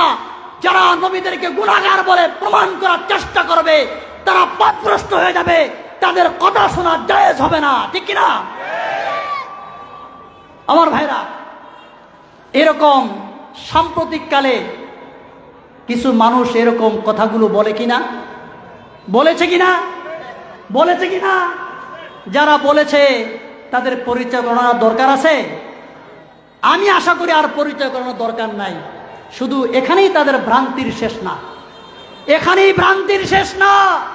অনেক কোরআন সুন্নাহ বিরোধী কথা আজকে কিছু সরল মনা মুসলমানের দিলের ভিতরে বসানোর চেষ্টা করা হচ্ছে, গলত ফতুয়া দেওয়া হচ্ছে। তোর মধ্যে একটা গলত ফতুয়া হলো এই, ওলামায়ে কেরাম মাদ্রাসায় শিক্ষকতা করে, মসজিদ ইমামতি করে, আজান দিয়ে যে হাদিয়া তোহফা বেতন ভাতা জনগণ দিয়ে থাকে, এই হাদিয়া তোহফা বেতন ভাতা এটা নাকি বেশ্যা নারীর উপার্জনের চেয়েও নিকৃষ্ট। বলেন নাউজুবিল্লাহ। বলেন এই ফতুয়াটা সঠিক না বেঠিক? সঠিক না বেঠিক? বেঠিক। আপনারা কইবেন হুজুর এত বড় আলেম, এত বড় দায়ী, 40 বছর যাবত তার বয়ান শুনে আসতেছি, এখন একটা কথায় তারে আমরা বিভ্রান্ত বলবো, তার কথা সম্ভাবনা কি করে হয়? একটা যুক্তি দিয়ে, যুক্তিটা মনে রাখবেন, এই কথার জবাবটা পরে দিচ্ছি। একজন মানুষকে আপনি আজকে 30 বছর যাবত চিনেন, তার নাম, তার বাবার নাম, তার বংশ পরিচয় সব কিছু আপনি জানেন, আপনার খাতিরের বন্ধু। কিন্তু হঠাৎ যদি দেখেন এই লোকটা উলঙ্গ হইয়া গলায় কতগুলা সেরা জুতা দিয়া মালা বানায়া এই টেকনাফ পৌরসভার রাস্তা দিয়ে হাঁটতে থাকে, এই লোকটা আপনার 30 বছর আগের পরিচিত, বলেন তো আপনি এই লোকটাকে সুস্থ বলবেন না পাগল বলবেন? তখন কি আপনি বলবেন যে এই লোকটা পাগল নাকি আগে খতিব সাহেবের কাছে যাই, তাকে গিয়া মাসলা জিজ্ঞাসা করি, হুজুর এই লোকটা পাগল নাকি ফতুয়া দেন? আপনি কি ফতুয়ার অপেক্ষা থাকবেন, না সিদ্ধান্ত আপনি দিয়ে দিবেন এই লোকটা পাগল? সিদ্ধান্ত দিয়ে দিবেন না? কোনো মুফতি সাহেবের ফতুয়ার অপেক্ষা থাকবেন না, কোনো খতিবের রায়ের অপেক্ষা থাকবেন না, কোনো ইমামের ব্যাখ্যার অপেক্ষা থাকবেন না, আপনি নিজেই বলে দিবেন যে এই লোকটা পাগল। অথচ আপনাকে তো আপনি তাকে 30 বছর যাবত চিনেন। তো উনি একটা গলত ফতুয়া দিচ্ছেন। ওলামায়ে কেরাম মসজিদ ইমামতি করে, খতিব সাহেব জুমা পড়ায়া, মুয়াজ্জিন সাহেব আজান দিয়ে, মাদ্রাসার মুহাদ্দিস শাইখুল হাদিস মুদাররিসগণ শিক্ষকতা করে, কাজী সাহেব বিচারালয় পরিচালনা করে, কোনো বেতন ভাতা নিতে পারবেন না। এই বেতন ভাতা নেওয়াটা কেমন নাজায়েজ, কত নিকৃষ্ট। তুলনা করেছেন বেশ্যা নারীর উপার্জন যেমন নিকৃষ্ট, আলেম ওলামার এই বেতন ভাতা নেওয়া এর চেয়ে আরো জঘন্যতম নিকৃষ্ট। বলেন নাউজুবিল্লাহ। আমি জিজ্ঞাসা করতে চাই, এই বেতন ভাতা কি খোলাফায়ে রাশিদিন গ্রহণ করেন নাই? আবু বকর সিদ্দিক রাদিয়াল্লাহু তাআলা আনহু খেলাফতের প্রথম অবস্থায় তিনি কোনো বেতন না নেওয়ার সিদ্ধান্ত নিয়েছিলেন। তিনি তার পারিবারিক যে ব্যবসা, খলিফা হওয়ার পরও তিনি সেই ব্যবসার কাজে লিপ্ত হতে চেয়েছিলেন, কিন্তু ওমর ইবনুল খাত্তাব সহ নবীর বিজ্ঞ প্রাজ্ঞ সাহাবায়ে কেরামগণ খলিফাতুল মুসলিমিন আবু বকর সিদ্দিক রাদিয়াল্লাহু আনহুকে বুঝাইলেন, খলিফাতুল মুসলিমিন আপনি যদি খেলাফতের দায়িত্ব বাদ দিয়ে আপনার ব্যবসা বাণিজ্যে লিপ্ত থাকেন আপনার পরিবার পরিজনকে চালানোর জন্য, তাহলে এই খেলাফতের মহান দায়িত্বের পালনে ত্রুটি দেখা দিবে, বিচ্যুতি দেখা দিবে। সুতরাং খলিফাতুল মুসলিমিন হয়ে উম্মতে মুসলিমার গুরু দায়িত্ব পালন বাদ দিয়ে আপনার ব্যবসা বাণিজ্যে লিপ্ত থাকতে পারেন না। আপনাকে আমরা খেলাফতের পক্ষ থেকে আপনার পরিবার পরিজনকে চালানোর জন্য বেতন ভাতা নির্দিষ্ট করে দিচ্ছি, আপনাকে এটা গ্রহণ করতে হবে। আবু বকর গ্রহণ করেন নাই? করেছেন কিনা? তাহলে কি আবু বকরের উপার্জনটা বেশ্যার উপার্জনের চেয়ে নিকৃষ্ট? বলেন না নাউজুবিল্লাহ। ওমর ইবনুল খাত্তাবের প্রসিদ্ধ করেন হাদিসের কিতাব ওলামায়ে কেরাম পড়েছেন, পড়িয়েছেন, পড়ান, জানেন। ওমর ইবনুল খাত্তাবের এক স্ত্রী একবার ঈদের আগে স্ত্রী খলিফাতুল মুসলিমিনকে বলতেছেন, সন্তানরা এবার ঈদে নতুন জামা পড়তে চায়, এবার আমার সকল সন্তানকে আপনি নতুন জামার ব্যবস্থা করবেন। খলিফাতুল মুসলিমিন বলেন, আমি আমার সন্তানদেরকে এই ঈদে নতুন জামা কিনে দিব, আমি তো এই পরিমাণ অর্থ উপার্জন করি নাই, আমার যা ইনকাম, আমার যা উপার্জন, সেই উপার্জন দিয়ে আমার সন্তানদেরকে ঈদে নতুন জামা আমি পরাতে পারবো না। সন্তানদের আবদার, স্ত্রীর আবদার রক্ষা করতে হবে। খলিফাতুল মুসলিমিন চিন্তা করলেন, তাহলে একটা কাজ করা যায়, আমার যে অর্থ মিনিস্টার আছে, ফাইন্যান্স মিনিস্টার, ফাইন্যান্স মিনিস্টারের কাছে আমি দরখাস্ত করব, আমাকে যেন 1 বছরের অগ্রিম বেতন ভাতা প্রদান করা হয়। আমি সেই 1 বছর অগ্রিম বেতন ভাতা দিয়া আমার সন্তানদের জন্য এবার ঈদে নতুন জামা তাদের গায়ে আমি দিব। খলিফাতুল মুসলিমিন অর্থমন্ত্রীকে ডাকলেন, ডাকার পর আবদার করলেন, অর্থমন্ত্রী এবছর আমাকে 1 বছরের আগামী বছরের অগ্রিম বেতন ভাতা আমার নামে বরাদ্দ করা হোক, আমার সন্তানদের আবদার আমি রক্ষা করব। এবার ঈদে আমার সন্তানদের গায়ে নতুন জামা উঠবে, যদি তুমি আমাকে 1 বছর অগ্রিম বেতন ভাতা দিতে পারো তাহলে আমাদের সন্তানের গায়ে বা নতুন জামা উঠবে, অন্যথায় সম্ভব না। খলিফাতুল মুসলিমের আবদার রক্ষা করা অর্থমন্ত্রীর শিরোধার্য, রক্ষা করতেই হবে, কারণ তিনি তার অধীনস্থ মন্ত্রী, তিনি হলেন খলিফাতুল মুসলিমিন, আর তার মন্ত্রী পরিষদের সদস্য হলেন অর্থমন্ত্রী। অর্থমন্ত্রী বলেন, খলিফাতুল মুসলিমিন আল্লাহর রাসি ওয়াল আইনি, আপনার এই আদেশ আমার শিরোধার্য, আমাকে পালন করতে হবে, কারণ আপনি অর্ধজাহানের এই অর্ধ পৃথিবীর খলিফাতুল মুসলিমিন, আপনার এই আদেশ আমাকে পালন করতে হবে। তবে খলিফাতুল মুসলিমিন 2টা জিনিসের গ্যারান্টি আমাকে দিতে হবে। কয়টা জিনিসের গ্যারান্টি? 2টা জিনিসের গ্যারান্টি দিতে হবে। প্রথম গ্যারান্টি হলো খলিফাতুল মুসলিমিন আগামী 1 বছরের অগ্রিম বেতন ভাতা আপনার নামে বরাদ্দ দিব, তবে আপনাকে নিশ্চিত দিতে হবে, আপনাকে গ্যারান্টি দিতে হবে আগামী 1 বছর পর্যন্ত আপনি দুনিয়ার জীবনে বাঁচবেন কি বাঁচবেন না, আপনি জীবিত থাকবেন কিনা, আপনাকে গ্যারান্টি দিতে হবে, তাহলে আপনার নামে 1 বছর অগ্রিম বেতন ভাতা আমি বরাদ্দ দিতে পারি। দ্বিতীয় শর্ত হলো খলিফাতুল মুসলিমিন, যদি আপনি আগামী 1 বছরে জীবিত থাকেন, আপনি বেঁচেও থাকেন, কিন্তু মদিনার জনগণ, মুসলিম বিশ্ব আপনাকে আগামী 1 বছরের জন্য খেলাফতের মসনদে রাখবেন কি রাখবেন না, এই গ্যারান্টি আপনাকে দিতে হবে। খলিফাতুল মুসলিমিন চোখের পানি ছেড়ে দিলেন, আর তার যোগ্য অর্থমন্ত্রীর জন্য দোয়া করলেন, হে আল্লাহ, আমি তোমার শুকরিয়া আদায় করছি, তুমি আমাকে একজন যোগ্য অর্থমন্ত্রী নির্বাচন করার তৌফিক দিয়েছ। খলিফাতুল মুসলিমিন চোখের পানি ছেড়ে দিয়া তিনি অগ্রিম বেতন ভাতা থেকে নিজের দাবিকে প্রত্যাহার করে ফেললেন। আমার ভাইরা, এই ঘটনা দ্বারা কি প্রমাণ হলো? ঘটনা দ্বারা প্রমাণ হলো খলিফাতুল মুসলিমিন ওমর আব্দুল খাত্তাব তিনি রাষ্ট্রের বেতন ভাতা গ্রহণ করতেন। আরেকদিনের ঘটনা, খলিফাতুল মুসলিমিন জুমার খুতবা দিচ্ছেন, ওমর আব্দুল খাত্তাব ভাষণ দিচ্ছেন, জুমার খুতবা দিচ্ছেন, তো উনি লম্বা জুব্বা পরে লম্বা কুর্তা পরে জুমার খুতবা দিচ্ছেন। একজন সাহাবী দাঁড়ায় গেলেন খুতবা চলাকালীন সময়, খলিফাতুল মুসলিমিন আপনার খুতবা বন্ধ করুন, আপনার খুতবা স্টপ করুন, খুতবা দেওয়ার আগে একটা প্রশ্নের উত্তর আপনি দিবেন, আমাদের জামাটা এত ছোট কেন, আপনার কুর্তাটা এত বড় কেন? কারণ বাইতুল মাল থেকে যেই পরিমাণ কাপড় আপনার নামে বরাদ্দ হয়েছে, ওই পরিমাণ কাপড় আমার নামে বরাদ্দ হয়েছে, তো আমার বরাদ্দকৃত কাপড় দ্বারা এত লম্বা জামা হলো না কেন, আপনার বরাদ্দকৃত কাপড় দ্বারা এত লম্বা জামা কি করে হলো? প্রশ্ন বুঝে আসছে কিনা? খলিফাতুল মুসলিমিন চোখের পানি ছেড়ে দিলেন, চোখের পানি ছেড়ে দিলেন। খলিফাতুল মুসলিমিন জবাব দিলেন, আমার গায়ে যে লম্বা কুর্তা দেখছো, এটি শুধু আমার নামে বরাদ্দকৃত কাপড় দ্বারাই তৈরি হয় নাই, আমার সন্তানের নামে যে কাপড় বরাদ্দ দেওয়া হয়েছিল, সেই কাপড় আর আমার কাপড় 2 জনের কাপড় মিলে আমি লম্বা কুর্তা পরিধান করেছি, লম্বা কুর্তা বানিয়েছি। সুবহানাল্লাহ বলবেন না? তাহলে কি বোঝা গেল? খলিফাতুল মুসলিমিনরাও রাষ্ট্রের তরফ থেকে বেতন ভাতা গ্রহণ করত। আমি জিজ্ঞাসা করতে চাই, পৃথিবীতে এমন কোন কুলাঙ্গারের বাচ্চা জন্মগ্রহণ করেছে যে কুলাঙ্গারের বাচ্চা বলতে পারবে ওমর আব্দুল খাত্তাবের উপার্জন বেশখানের উপার্জনের চেয়ে নিকৃষ্ট? এমন কোন কুলাঙ্গারের বাচ্চা জন্মগ্রহণ করেছে যে কুলাঙ্গার বলতে পারবে খলিফাতুল মুসলিমিন আবু বকরের বেতন ভাতা গ্রহণ করা বেশ্যানারীর বেতন ভাতা বেশ্যানারীর উপার্জনের চেয়ে নিকৃষ্ট? কে বলতে পারবে? বলতে পারবে না। সুতরাং এটা হলো সিমটম, আলামত।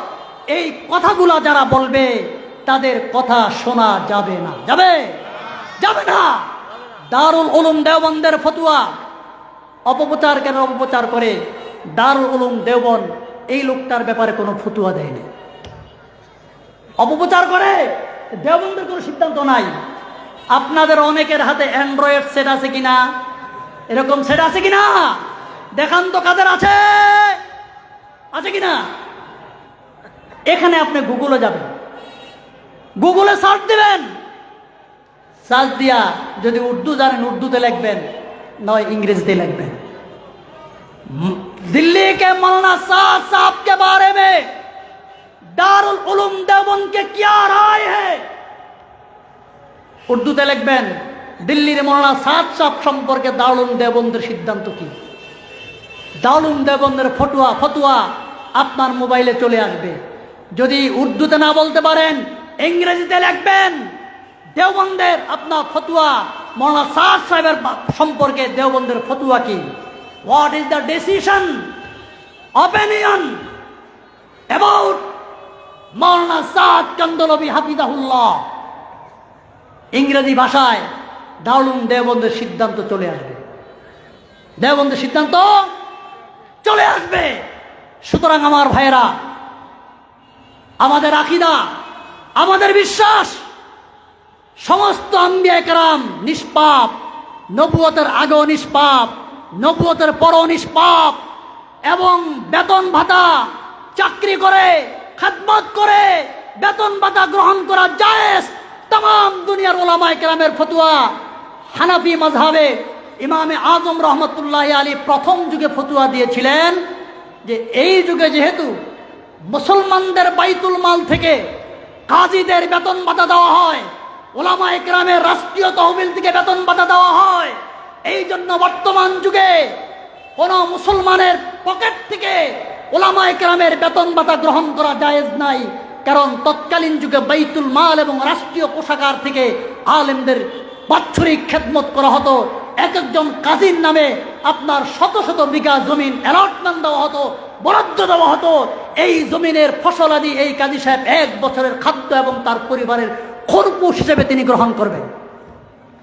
এই জন্য আহনাফের ফতোয়া এক সময় ছিল যে বেতন ভাতা নেওয়া জায়েজ নেই। কিন্তু খেলাফতে বনু উমাইয়া বনু আব্বাসিয়ার পর ইসলামের রাষ্ট্রীয় ব্যবস্থা, বাইতুল মালের ব্যবস্থা যখন শেষ হয়ে গেল, যখন উলামায়ে কেরামের তত্ত্বাবধান করা রাষ্ট্র ছেড়ে দিল, তখন উলামায়ে আহনাফের মুতাআখিরিনদের ফতোয়া, तमाम দুনিয়ার সমস্ত আলেমদের ফতোয়া, বর্তমান যুগে উলামায়ে কেরামরা যদি তারা মসজিদে ইমামতি করে, মাদ্রাসা চাকরি করে, হাদিসের কিতাব পড়ায়া বেতন ভাতা গ্রহণ না করেন, তারা যদি তাদের পরিজনের খেদমতের জন্য, তাদের ব্যয়ভার নির্বাহের জন্য মসজিদে ইমামতি ছেড়ে দেন, মাদ্রাসার খেদমত ছেড়ে দেন, খতিবগিরি ছেড়ে দেন, কাজীর বিচারপতির দায়িত্ব পালন করা ছেড়ে দেন, তাহলে দিনের একটা বিরাট বড় ক্ষতি হওয়ার সম্ভাবনা আছে। ক্ষতি হবে না? ক্ষতি হবে কিনা? কারণ তখন যোগ্য মানুষকে ইমামতির মসনদে আপনারা খুঁজে পাবেন না, যোগ্য মানুষকে মাদ্রাসার হাদিসের মসনদে খুঁজে পাবেন না। কারণ পরিবার পরিচালনার জন্য তারা দুনিয়ার কাজে লিপ্ত হয়ে যাবেন। শায়েরে ইসলাম ক্ষতিগ্রস্ত হওয়ার আশঙ্কা দেখা দেওয়ার কারণে সমস্ত উলামায়ে কেরাম ফতোয়া দিয়েছেন মুতাআখিরিনগণ। বর্তমান যুগে যেহেতু বাইতুল মালের ব্যবস্থা নাই, অতএব উলামায়ে কেরামকে মাদ্রাসায় খেদমত করে, মসজিদ ইমামতি করে বেতন ভাতা গ্রহণ করা জায়েজই না, বরং বেতন ভাতা নেওয়া মুস্তাহাব। মুস্তাহাব কেন? যদি বেতন ভাতা কেউ না নেন, তার ভিতরে একটা ভাব চলে আসতে পারে, আমি তো বেতন নেই না, ড্যাম কেয়ার ভাব আসবে, আমি তো বেতন নেই না, অতএব আমি নিয়মিত ইমামতি করতে বাধ্য নই, আমি নিয়মিত মাদ্রাসার ইহতেমামগিরি পরিচালনা করতে বাধ্য নই, আমি নিয়মিত হাদিস পড়াইতে বাধ্য নই, কারণ আমি বেতন নেই না। একটা অলসতার ভাব চলে আসবে, দ্বীনি দায়িত্বে কোতাহি দেখা দিবে, ত্রুটি বিচ্যুতি দেখা দিতে পারে। এই জন্য বর্তমান যুগের ফতোয়া হলো বেতন ভাতা নেওয়া মুস্তাহাব, বেতন ভাতা নেওয়া মুস্তাহাব। আমার ভাইরা, সুতরাং এই জাতীয় বিভ্রান্ত কথাবার্তা যারা বলবে তাদের থেকে আমাদের সাবধান থাকতে হবে, সাবধান থাকতে হবে, সাবধান থাকতে হবে, সতর্ক থাকতে হবে। বর্তমান যুগে তাদের আরেকটা পরিচয় হলো তারা মাস্তান, তারা খুনি, তারা মাস্তান, তারা খুনি। কোন খুনি দায়ী আল্লাহ হতে পারে না, কোন মাস্তান দাওয়াতের কাজ করতে পারে না। মাস্তানি করলে সেটা দাওয়াতের কাজ হতে পারে না। খুনে কোনো দায়ী হতে পারে না। ইসলামে খুন কত বড় অপরাধ, খুন কত বড় অপরাধ। আল্লাহ কোরআনে বলছেন, মান আহিয়ান নাস মান আহিয়া ফাকাদ আহিয়া মান কাতালা নাফসান বিগাইরি নাফসিন আও ফাসাদিন ফিল আরদি ফাকান্নামা কাতালান নাস জামিয়া ওয়া মান আহইয়াহা ফাকান্নামা আহইয়ান নাস জামিয়া। যে ব্যক্তি একজন নিরপরাধ মানুষকে হত্যা করবে, তার অপরাধ আল্লাহ বলছেন গোটা জাহানের সমস্ত মানব জাতিকে হত্যা করলে যত বড় অপরাধ, একজন নিরপরাধ মানুষকে হত্যা করলে সেম অপরাধ সে করবে, সেম অপরাধ করবে। একজন মানুষের জীবনকে যে রক্ষা করবে, গোটা মানবতাকে রক্ষা করলে যেই সওয়াব, যে কৃতিত্ব, যেই মর্যাদা, একজন নিরপরাধ মানুষকে রক্ষা করলে সেই সওয়াব, সেই কৃতিত্ব, সেই মর্যাদা সে লাভ করবে, ঠিক কিনা? সুতরাং মানুষ হত্যাকারী এরা কখনো দাওয়াত ইলাল্লাহর কাজে লাগতে পারে না। আমার ভাইরা, এই কথাগুলো আমাদের মনে রাখতে হবে, মনে রাখবো কিনা? সুতরাং সুস্পষ্ট করে বলতে হবে, আগামী ইজতেমা হবে 3 দিনের। কয় দিনের ইজতেমা? তারিখ মনে আছে? 31 জানুয়ারি, 1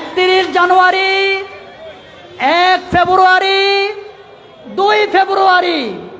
কয়টা কথা বললাম? 31 জানুয়ারি, 1 ফেব্রুয়ারি, 2 ফেব্রুয়ারি। এই 3 দিন হবে আলমী ইজতেমা, ঠিক কিনা? এর বাইরে কোনো ইজতেমা হতে পারে না, ঠিক কিনা? আমার ভাইরা, ইতিমধ্যেই আমাদের মাঝে উপস্থিত হতে যাচ্ছেন এই উপমহাদেশের বিখ্যাত মুফাসসিরে কোরআন, আওলাদে রাসূল, আন্তর্জাতিক খ্যাতি সম্পন্ন মুফাসসিরে কোরআন আল্লামা সৈয়দ শাহ আব্দুল মজিদ নদীম রহমতুল্লাহ আলাইহির সুযোগ্য সাহেবজাদা আল্লামা ফয়সাল নদীম দামাত বারাকাতুহুম। কিছুক্ষণের মধ্যেই তিনি মঞ্চে সমাসীন করবেন, গুরুত্বপূর্ণ বয়ান করবেন। আওলাদে রাসূলের সম্মান আমাদের সকলকে রক্ষা করতে হবে, ঠিক কিনা? আওলাদে রাসূলের সম্মান রক্ষা করা, রাসূলুল্লাহর সম্মান রক্ষা করা, ঠিক কিনা? আমরা কে কে আল্লাহ আওলাদের সম্মান রক্ষা করবো? হাত তুলে দেখান। লিল্লাহি তাকবীর, লিল্লাহি তাকবীর, নারায়ে তাকবীর, নারায়ে তাকবীর। আওলাদে রাসূলের আগমন, আওলাদে রাসূলের আগমন। হাত নামান। এই তাকবীর দেওয়ার ফজিলত কি জানেন? তাকবীরের দ্বারা শয়তান নারাজ হয়েছে আর খুশি হয়েছে কে? আল্লাহ। সুতরাং আমি আর কথা দীর্ঘ করছি না, আমাদের মঞ্চে ধীরে ধীরে এগিয়ে আসছেন আজকের প্রধান অতিথি আওলাদে রাসূল সৈয়দ ফয়সাল নদীম দামাত বারাকাতুহুম, যার মুহতাজ আমরা সকলে। আল্লাহ রাসূল সাল্লাল্লাহু আলাইহি সাল্লামের ইহসান যেমন तमाम उम्मत मुस्लिमार उपरे ठीक तद्रुप भावे आওলাদে রাসূলদের ইহসান समस्त उम्मतेर उपरे। आওলাদে রাসূলকে सम्मान करले आल्लाह खुशी हबेन, आल्लाह रसूल खुशी हबेन। आওলাদে রাসূলকে कष्ट दिले आल्लाह नबी असंतुष्ट हबेन, और आल्लाह नबी असंतुष्ट हले आल्लाह असंतुष्ट हबेन, ठीक ना? এই জন্য যতক্ষণ পর্যন্ত আওলাদে রাসূল স্টেজে বসা থাকবেন, কথা বলবেন, আমরা একজন উঠবো না, ঠিক কিনা? যদি কেউ উঠি তাহলে বুঝতে হবে আমাদের পিছনে শয়তান লেগে গিয়েছে, মজলিসে শয়তান হাজির হয়ে গিয়েছে। তাকবীরটা দেওয়াইলাম কেন জানেন? এই তাকবীর দেওয়ার কারণে মজলিস থেকে শয়তান পলায়ন করবে। মুহাদ্দিসরা কেরাম আছেন, যখন আজানের ধ্বনি ভেসে ওঠে, মুয়াজ্জিন যখন আল্লাহু আকবার বলে আজান দিতে থাকেন, শয়তান পদ হাওয়া ছাড়তে ছাড়তে এলাকা থেকে পলায়ন করে। তো তাকবীর দিলে শয়তান ভেগে যায়। ওমর ইবনুল খাত্তাব রাদিয়াল্লাহু তাআলা আনহু, হুজুর আসার আগ পর্যন্ত কথা বলছি। ওমর ইবনুল খাত্তাব রাদিয়াল্লাহু তাআলা আনহু একদিন তাহাজ্জুদের নামাজে কোরআন তেলাওয়াত করতেছে, কোরআন তেলাওয়াত করছেন, তেলাওয়াত জোরে জোরে করতেছেন। আবু বকর সিদ্দিক তেলাওয়াত করতেন আস্তে আস্তে। রাসূল করিম সাল্লাল্লাহু আলাইহি ওয়াসাল্লাম রাতের বেলা সাহাবীদের আমল পর্যবেক্ষণ করার জন্য বের হইলেন। রাতের গভীরে ওমর ইবনুল খাত্তাবের ঘরের কোনায় দাঁড়িয়ে গেলেন। ওমর ইবনুল খাত্তাব জোরে জোরে তেলাওয়াত করতেছেন। আবু বকর সিদ্দিকের ঘরের দরজায় গেলেন, কোনায় গেলেন, উনি খুব ক্ষীণ আওয়াজে তেলাওয়াত করতেছেন। সকালবেলা ফজর নামাজ পড়াইলেন। নবীজি ওমর ইবনুল খাত্তাবকে জিজ্ঞেস করলেন, ওমর, তুমি তাহাজ্জুদের নামাজে এত জোরে জোরে তেলাওয়াত করো কেন? কারণটা কি? ওমর ইবনুল খাত্তাব বলছেন, ইয়া রাসূলুল্লাহ সাল্লাল্লাহু আলাইহি ওয়াসাল্লাম, আমি জোরে তেলাওয়াত করে দুইটা কারণে। ইন্নী আতরুদুশ শাইতান ওয়া উকিদুল উসনান, আমি জোরে তেলাওয়াত করি, আমার এই তেলাওয়াত শুনে ঘুমন্ত যারা তারা জাগ্রত হবে, আল্লাহর জিকিরে লিপ্ত হবে, তাহাজ্জুদের নামাজে লিপ্ত হবে। এই জন্য আমি ঘুমন্ত মানুষকে জাগাই, ঘুমকে তাড়াই। আতরুদুশ শাইতান, আর শয়তানকে ভাগাই, শয়তানকে ভাগাই। তো মাঝে মাঝে শয়তানকে ভাগাইতে হয়, ঠিক না? তো মজলিসে তাকবীর দিলে শয়তান ভেগে যায়, শয়তানের কোনো অংশ আর থাকে না। এই জন্য মাঝে মাঝে মজলিসে তাকবীর দিতে হবে। কি দিতে হবে? তাকবীর দিতে হবে। আবু বকর সিদ্দিককে জিজ্ঞাসা করলেন, আবু বকর, তুমি কেন তাহাজ্জুদের নামাজে এত আস্তে তেলাওয়াত করো? আবু বকর বলেন, ইয়া রাসূলুল্লাহ, ইয়া হাবিবাল্লাহ সাল্লাল্লাহু আলাইহি ওয়াসাল্লাম, আমি তো কোরআন শুনাই আমার আল্লাহকে। কাকে শুনাই? আমার আল্লাহকে কোরআন তেলাওয়াত শুনাই। আমার আল্লাহ তো এমন সত্তা, আলিমুম বিদাতিস সুদূর, মানুষের অন্তরে রাতের গভীরে কি কল্পনা জাগ্রত হয় আমার আল্লাহ সেটাও জানেন। সমুদ্রের গভীর পানির নিচে, সমুদ্রের পানির নিচে একটা পোকা হেঁটে যায়, সেই হাঁটার আওয়াজ আমার আল্লাহ শোনেন। আপনার জমিনে ছোট্ট একটা পিপিলিকা পদচারণা করতে থাকে, হেঁটে যায়, সেই পিপিলিকার পদচারণাও আমার আল্লাহ শোনেন। তো সেই আল্লাহকে আমি শোনাচ্ছি, তাহলে আর জোরে তেলাওয়াত করার কি প্রয়োজন? আমি তো যাকে শোনানোর তিনি তো আমার তেলাওয়াত শুনতেছেন। কত চমৎকার কথা! ওমর ইবনুল খাত্তাবের যুক্তিও ঠিক, আবু বকর সিদ্দিকের যুক্তিও ঠিক। কোন সাহাবী বেঠিক বলেন না, দুজনে ঠিক বলছেন। হুজুর বলছেন, হে ওমর, তোমার কথাও ঠিক, তবে তুমি আরেকটু আস্তে তেলাওয়াত করো। হে আবু বকর, তোমার কথাও ঠিক, তবে তুমি আরেকটু জোরে তেলাওয়াত করো। নবীজির কাছে আয়াত নাজিল হয়ে গেল, জিবরাইল চলে আসলেন।